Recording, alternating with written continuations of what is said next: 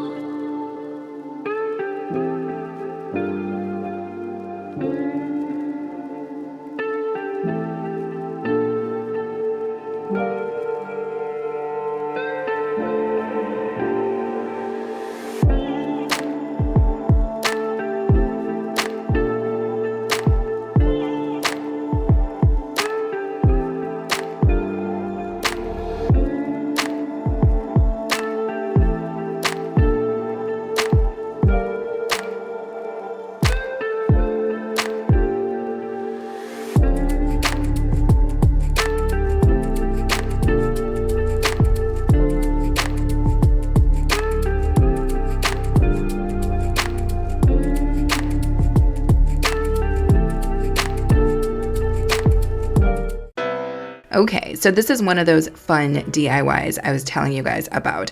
And this is going to turn out to be just this really cool push board for an office or anywhere where you need to hang up notes or whatnot. And it comes together using foam board from the Dollar Tree and some contact paper from Amazon. Let's go.